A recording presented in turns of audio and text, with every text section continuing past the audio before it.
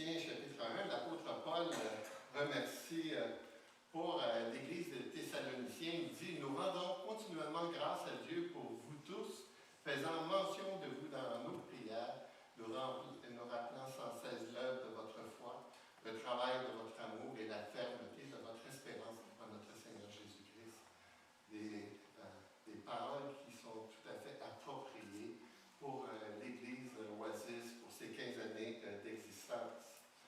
On célèbre l'Action de grâce et j'apprécie qu'on célèbre l'Action de grâce parce que c'est pas dans la nature humaine d'être facilement reconnaissant pour les choses que Dieu nous donne. On a besoin des occasions comme la fête de l'Action de grâce pour pouvoir s'arrêter puis d'exprimer à Dieu notre reconnaissance. Plusieurs personnes le savent quand on me demande comment je vais, je réponds beaucoup mieux que je mérite. Et il y en a qui trouvent que c'est exagéré, mais ce n'est pas exagéré. Quand vous êtes reconnaissant pour tout ce que Dieu vous donne, vous êtes conscient que c'est une grâce que Dieu vous fait, que la vie est une grâce, vous êtes reconnaissant pour l'épouse, la famille, pour la santé, etc.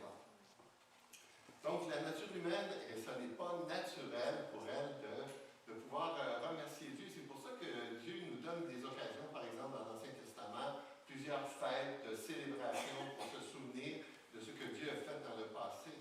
Dans notre société aujourd'hui, l'Action de grâce est une forme aussi, une occasion de pouvoir remercier Dieu pour ses bénédictions. Déjà, dans notre travers de l'histoire, on avait des occasions où, par exemple, au Canada, que les peuples autochtones remerciaient pour les récoltes, pour les saisons. Tranquillement, la fête s'est développée et on a eu, par exemple, l'influence des Européens qui sont venus ici au Canada et qui ont eu des occasions aussi pour remercier Dieu pour la protection, pour le voyage, pour les saisons aussi, pour les récoltes. Et cette fête-là, aujourd'hui, elle est encore présente, mais elle a perdu toute sa saveur de la reconnaissance envers Dieu. Et c'est dommage parce que pour nous, croyants, on sait que c'est des cadeaux que Dieu nous fait. Dieu n'est pas obligé de nous donner ces choses-là. Et Dieu est généreux, et particulièrement pour nous, peuple de l'Amérique du Nord. Les Américains, avec toutes leurs qualités, leurs défauts, eux, ils ont une fête aussi de l'Action de grâce qui ne se fait pas tout à fait en même temps que nous, mais qui a vraiment une connotation, une saveur religieuse. C'est associé avec un groupe de pèlerins qui ont quitté l'Angleterre parce qu'ils étaient persécutés et qui se sont établis au Massachusetts et sur le Mayflower. Et lorsqu'ils sont arrivés à Plymouth, ils ont créé une société, un peuple, une ville.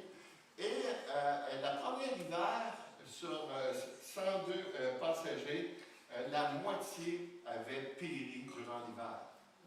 C'était assez dramatique. Mais après la saison qui a suivi, ils ont eu une belle récolte, ils ont été nombreux, et c'est là qu'ils ont commencé à célébrer la première Action de grâce. Ils l'ont fait avec les peuples amérindiens qui étaient là et qui ont donné un coup de main pour leur établissement dans, on pourrait presque dire, la terre promise.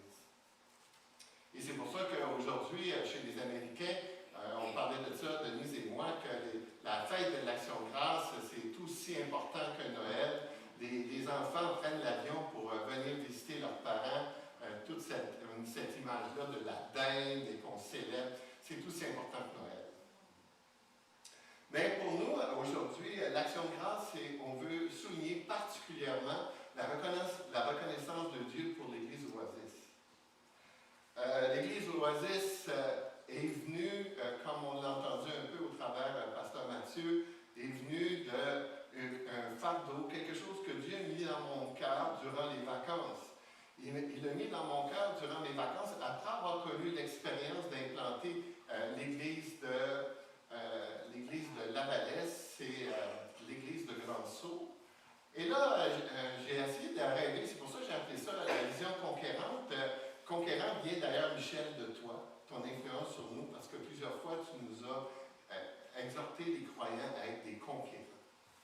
Alors, on a rêvé à cette vision-là conquérante dans laquelle on était peut-être capable d'implanter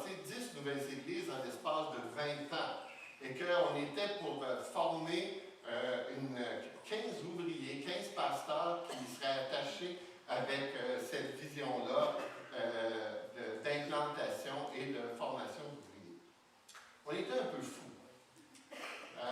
On rêvait de ça, de faire ça en 20 ans.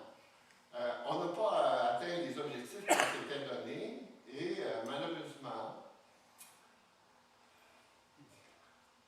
on a mis de la pression sur des implanteurs qu'on n'aurait pas dû mettre à l'époque.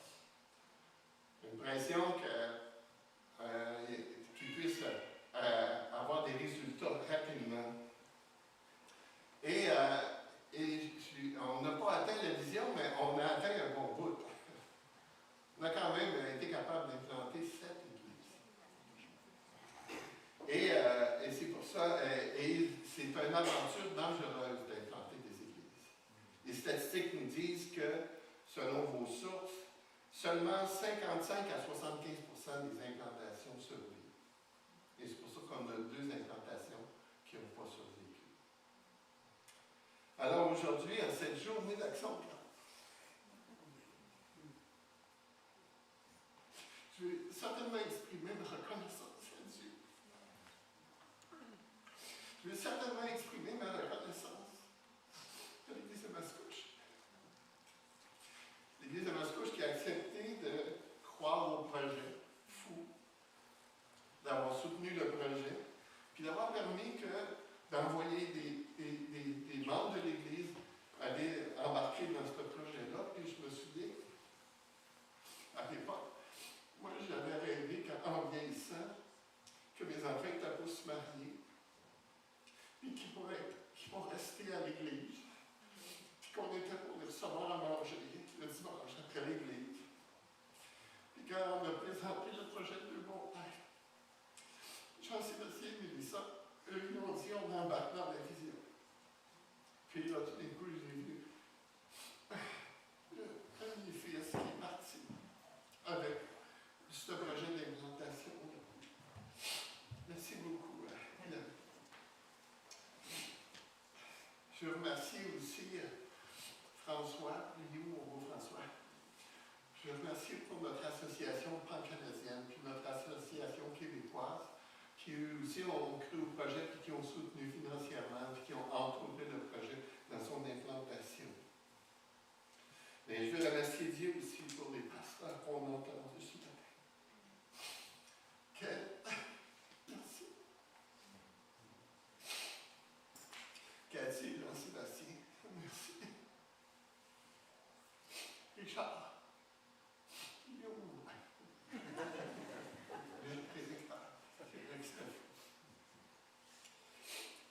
Merci aussi, Michel, d'avoir pris la relève.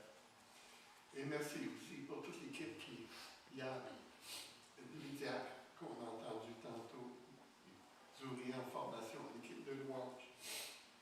C'est vraiment fantastique de voir tout le rôle que vous avez joué dans ce beau projet-là. Puis, je veux remercier Dieu aussi pour les membres de l'Église Oasis, pour votre service, votre persévérance, votre désir d'aller un peu plus loin.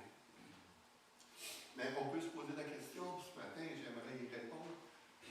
Pourquoi faire une vision conquérante? Pourquoi un projet d'implantation? Pourquoi faire ça, cette folie-là? Puis on va voir ensemble que la Bible nous donne 3 raisons pour lesquelles on fait un projet comme celui-là. La première raison, c'est à cause de la promesse de Jésus. Jésus a dit 2 promesses vraiment stupéfiantes. Il dit à l'apôtre Pierre, et au nom de tous les autres apôtres, et moi je te dis que tu es Pierre et que sur cette pierre je bâtis mon Église. 2000 ans d'histoire, Jésus bâtit son Église. Et pourquoi on embarque dans un projet comme ça, c'est qu'on veut contribuer à ce projet de Jésus. Mais Jésus est encore plus fou, il a dit, allez, faites de toutes les nations des disciples, les baptisant au nom du Père, du Fils et du Saint-Esprit, et enseignez-leur à observer tout ce que je vous ai prescrit, et voici, je suis avec vous tous les jours jusqu'à la fin du monde. Il dit ça à 12 gars, trop fort. C'est peut-être pas ces gars-là que j'aurais choisi pour faire un projet comme ça.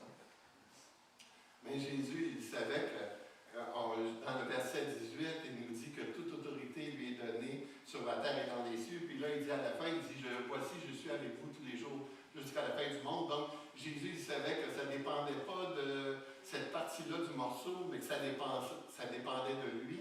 Et c'est pour ça que quand on regarde l'histoire de l'Église, c'est fantastique. Laissez-moi vous raconter rapidement au travers de quoi l'Église a passé au travers de 2000 ans d'histoire. Elle a survécu aux persécutions, aux empires entre le 1er et le 4e siècle. Arrestation, torture, exécution publique, destruction de textes, destruction de lieux de culte. Malgré cela, la foi s'est répandue dans tout l'Empire. Comme Tertullien le dit, le sang des martyrs est la semence des chrétiens. L'Église s'est répandue malgré des régimes totalitaires, les régimes modernes, les régimes nazistes, les régimes communistes, les régimes de dictature, dans lesquels des millions de croyants ont été emprisonnés et tués. L'Église a survécu même dans la clandestinité en Chine, en Allemagne. L'Église a survécu aux divisions internes et aux hérésies. Débats doctrinaux, 1er au 5e siècle, sur la Trinité, la nature de Christ, la grâce. Elle a survécu au concile. Elles ont permis de définir la loi chrétienne commune. Grand schisme d'Orient, séparation entre l'Église d'Orient et l'Église d'Occident, réforme protestante au 16e siècle, division majeure, mais aussi retour aux Écritures et au salut par la foi. Malgré les fractures, la foi chrétienne a continué de se répandre. L'Église a survécu aux scandales, aux abus, aux corruptions internes, abus de pouvoir, croisades, inquisitions, richesses mal utilisées, moralité compromise, scandales sexuels. Chaque crise a provoqué des mouvements de réforme, les franciscains, la réforme protestante, la réforme spirituelle, le renouveau charismatique.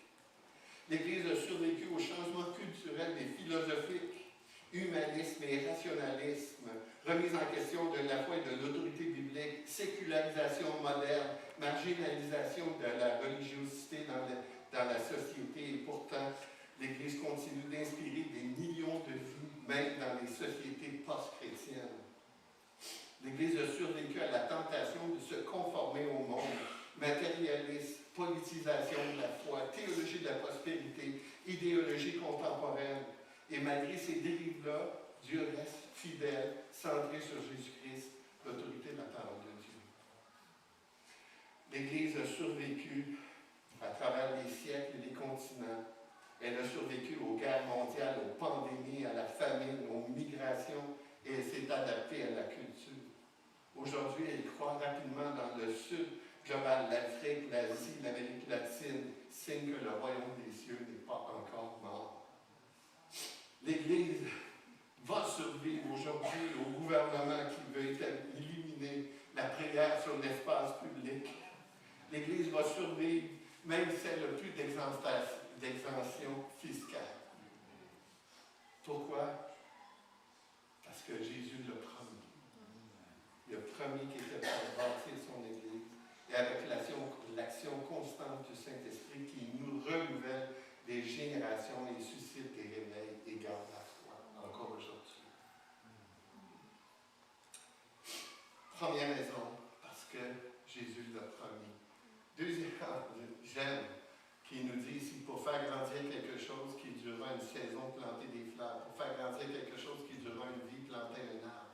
Mais pour faire grandir quelque chose qui durera à travers l'éternité, planter des églises. Deuxième raison, à cause du message de Jésus. C'est pour ça qu'il faut continuer à rêver et à avoir des projets comme la vision conquérante. Quand je me suis converti à l'Évangile en 1977, c'était une époque dans ma vie, dans ma saison, dans laquelle il y avait une constante confrontation entre les francophones et les anglophones. Et je faisais partie de ce débat-là. À l'âge de 12 ans, je suis rentré dans la cour d'école avec une affiche de Québec aux Québécois. À 13 ans, je passais des tracts du Parti québécois d'une porte à l'autre. À 18 ans, j'ai abandonné mes études au cégep pour faire gagner les élections en 1976. Jusqu'au jour où un de mes amis a commencé à me parler de l'Évangile. Jusqu'au jour où j'ai commencé à comprendre que le problème n'est pas un problème politique, n'est pas un problème social, mais un problème de cœur. Jésus dit, c'est du cœur que viennent les mauvaises pensées, les meurtres, les adultères, les impudicités, les vols, les faux témoignages et les calomnies. Le problème est dans le cœur de l'homme. Et ce que l'homme a besoin, c'est une transplantation cardiaque. Il a besoin d'être transformé par Dieu parce que c'est le problème de fond du cœur, le problème de notre société. Ézéchiel nous dit, je vous donnerai un cœur nouveau et je mettrai en vous un esprit nouveau. J'ôterai de votre chair un cœur de pierre et je vous donnerai un cœur de chair. Et je mettrai mon esprit en vous et je ferai que vous suiviez mes ordonnances. Quand j'ai donné ma vie à Jésus, moi j'étais convaincu qu'on était pour envahir le Québec. C'était le message que le Québec avait besoin d'entendre. C'est ce que les hommes ont besoin d'entendre. Et c'est pour ça que des visions comme la vision conquérante existent. C'est pour ça que c'est encore fou qu'on a des hommes et des femmes qui s'en vont dans des villages, qui vont dans des villes. Il y a personnes qui vont vivre parfois dans la pauvreté, qui vont vivre dans le rejet, mais qui croient toujours que c'est ce message-là qu'ils ont besoin d'entendre.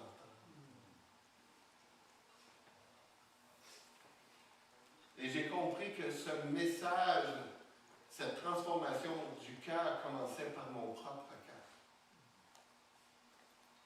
Et que le message était pour être transformé d'un cœur à l'autre. L'Évangile, c'est ce que notre monde a besoin d'entendre. Peu importe ce qu'ils vont dire, peu importe ce qu'ils vont proclamer, ce que l'homme a besoin d'entendre, c'est la bonne nouvelle de Jésus-Christ. Pourquoi? Parce que l'homme a besoin d'être réconcilié avec Dieu. Toute la source de son problème se trouve à cet endroit-là. Je me souviens d'avoir parlé avec une femme qui me parlait de son homosexualité et qui me disait que Dieu ne veut rien savoir de des personnes comme elle. Convaincu que son problème était l'homosexualité, mais son problème, ce n'est pas l'homosexualité. Son problème, c'est qu'elle est déconnectée de son Créateur. Un hétérosexuel qui est déconnecté de Jésus a les mêmes problèmes. Il va chercher le bonheur, il va chercher la joie en dehors de la personne de Dieu. Puis ce qu'il a besoin, c'est d'être réconcilié avec Dieu. La mission première de Jésus, c'était de rétablir la relation brisée entre l'humanité et Dieu.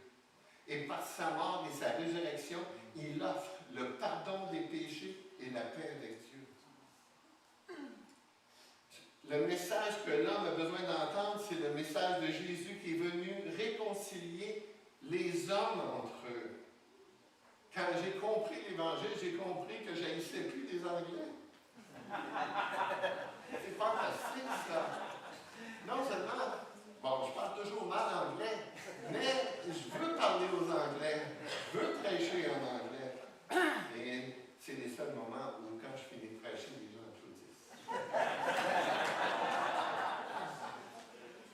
Et Jésus est venu réconcilier les hommes, il est venu réconcilier le ciel et la terre, l'homme et Dieu, l'esclave et le libre.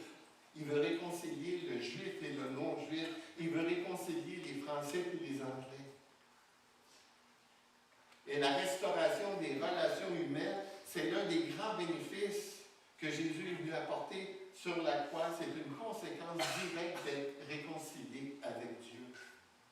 Lorsque l'être humain est réconcilié à la verticale avec Dieu, il devient capable d'aimer et de pardonner à l'horizontale. Jésus brise les murs de haine. Jésus brise le racisme. Jésus brise les classes. Jésus brise le sexe. Jésus brise les cultures. Il fonde une nouvelle humanité unie dans la paix. C'est ça que Jésus est venu apporter. Et c'est pas pour rien que Jésus va dire « Aimez-vous les uns les autres ». Mais il ne va pas juste dire « Aimez-vous les uns les autres », il va dire « Aimez-vous les uns les autres comme je vous ai aimé ».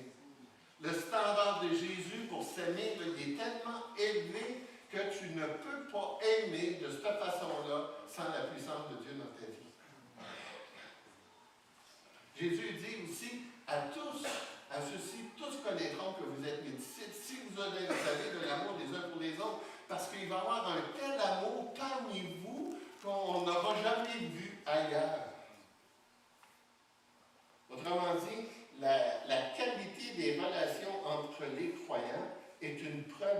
visible de la réalité du royaume de Dieu. C'est pourquoi la réconciliation, le pardon, la compassion font partie intégrante de la mission de Jésus. Le message de Jésus, la bonne nouvelle, est venu apporter une paix intérieure, une paix qu'on ne peut pas voir nulle part. Jésus a dit, au travers Romains 5.1, « Ainsi donc, déclarés justes sur la base de la foi, nous avons la paix avec Dieu par l'intermédiaire de notre Seigneur Jésus-Christ. » Parce qu'on a la paix avec Dieu, on a une paix qui ne dépend plus des circonstances. Jésus dira dans Jean 14, 27, « Je vous laisse la paix, je vous donne ma paix, et je ne vous donne pas comme le monde donne, que votre cœur ne se trouble point. » Notre monde a désespérément besoin de paix. Et non seulement il a besoin de paix, c'est pour ça que l'Église a la mission d'apporter la paix. Jésus dira dans Matthieu 5, 9, « Heureux ceux qui procurent la paix, car ils seront appelés fils de Dieu. » C'est la mission de l'Église. L'Église, moi j'aime beaucoup la traduction de celle que les fils de Dieu vont être appelés des artisans de paix. Ce sont des personnes qui créent la paix dans leur entourage. Et non seulement Jésus est venu apporter la paix, il est venu apporter la sagesse et l'intelligence. Il dit ici, c'est moi qui suis le chemin, la vérité et la vie. On peut se fier sur ce que Jésus nous dit. On peut se fier sur la Bible. On peut se fier sur l'instruction de Dieu parce que c'est le chemin de la vie. Je parlais encore cette semaine de tous les miracles que Dieu a fait dans ma vie, qu'il a fait dans mon mariage, qu'il a fait dans mes enfants. Il a mis du sens, il a mis de l'intelligence, il a mis une direction dans laquelle je sais où je peux m'en aller. Je peux faire confiance aux instructions de Jésus pour ma vie. Et non seulement il est venu apporter toutes ces choses, mais il est venu nous apporter la vie éternelle. Je suis la résurrection et la vie. Celui qui croit en moi vivra quand même il sera mort. On peut affronter la mort avec assurance. On peut affronter la mort avec joie. Parce qu'on sait que notre vraie destinée est avec Jésus dans le ciel. Et je termine en me disant pourquoi on devrait continuer d'implanter des églises, de partager l'Évangile. C'est à cause du retour de Jésus. Parce qu'il faut comprendre que la Bible dit ceci. Présentement, Jésus est présenté comme un sauveur. Celui qui est venu nous sauver. Celui qui est venu nous apporter la réconciliation. On a ça par exemple, car le Fils de l'homme est venu chercher et sauver ce qui était perdu. Dieu, en effet, n'a pas envoyé son Fils dans le monde pour qu'il juge le monde, mais pour que le monde soit sauvé. Car le Fils de l'homme est venu non pour être servi, mais pour servir et donner sa vie, comme la rançon de plusieurs. C'est ce que théologiquement on appelle l'époque de la grâce. Le salut est accessible, le salut est disponible, on prêche l'Évangile, on prêche le salut. Mais écoutez bien ceci, comme on l'a chanté ce matin, présentement Jésus est un sauveur, mais un jour il va revenir comme un roi.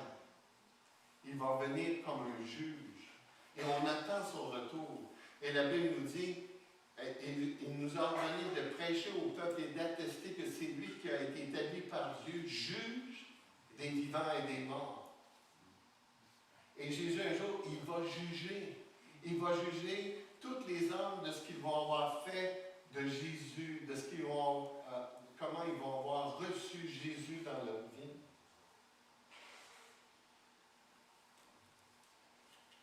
Timothée nous dit, je t'en conjure devant Dieu et devant Jésus-Christ qui doit juger les vivants et les morts, et au nom de son apparition et de son royaume. Et finalement, Apocalypse nous dit, puis je vis un grand trône blanc, et celui qui était assis dessus, la terre et le ciel s'enfuirent devant sa face, et ne furent plus trouvés de place pour eux. Et je vis les morts, les grands et les petits qui se tenaient devant le trône. Des livres furent ouverts, et un autre livre fut ouvert, celui qui est le livre de vie. Et les morts furent jugés selon leurs œuvres, d'après ce qui était écrit dans ce livre.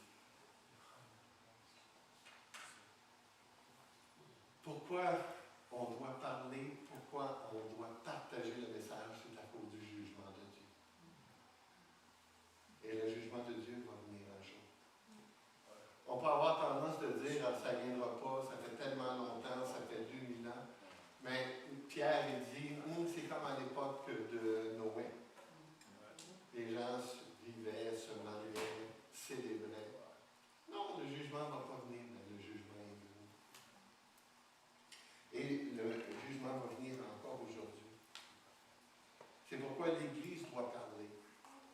C'est pourquoi la vision conquérante doit exister.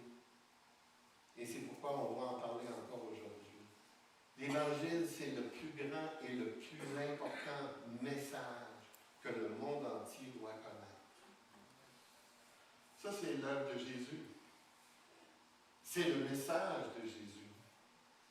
Mais dites-moi, par exemple, où vous en êtes rendu par rapport à ce message? Avez-vous été réconcilié avec Dieu? Avez-vous fait la paix avec Dieu? Avez-vous connu ce Jésus qui est venu apporter la vie abondante? Ou est-ce que vous dites plus tard, ou encore non merci? La majorité des hommes dans notre monde disent non merci. La responsabilité de l'Église, c'est de parler. La responsabilité des hommes, c'est de répondre à l'invitation de Dieu. J'aimerais vous donner aujourd'hui l'opportunité de pouvoir répondre à l'appel de Jésus. J'aimerais vous donner l'opportunité de faire une décision qui va changer, transformer votre vie. Que vous allez découvrir la vraie vie. J'aime quand Jésus dit, je suis venu afin que mes brebis aient la vie abondante. Vous savez ce que ça veut dire, abondant? Ça veut dire que tu sais plus que tu en as besoin. J'aime quand David dit dans le psaume 23 que ma coupe déborde. C'est le message de Jésus pour le monde. Et c'est le message aussi pour chacun de nous. Maintenant, peut-être que vous n'avez pas encore saisi ce message. Alors j'aimerais vous donner cette occasion de le faire aujourd'hui, de faire une décision qui va avoir un impact éternel. J'aimerais ça, si vous voulez bien, fermer vos yeux et de pouvoir prier dans votre cœur avec moi.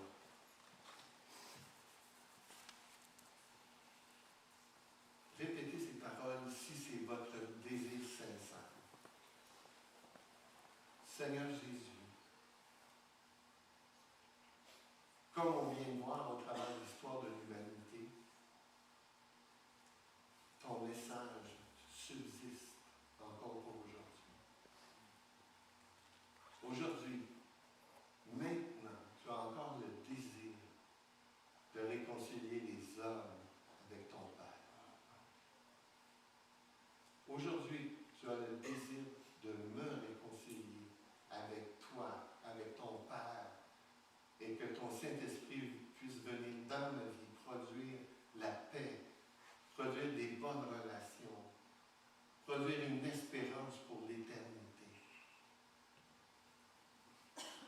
Seigneur Jésus, ce matin, je veux te demander pardon.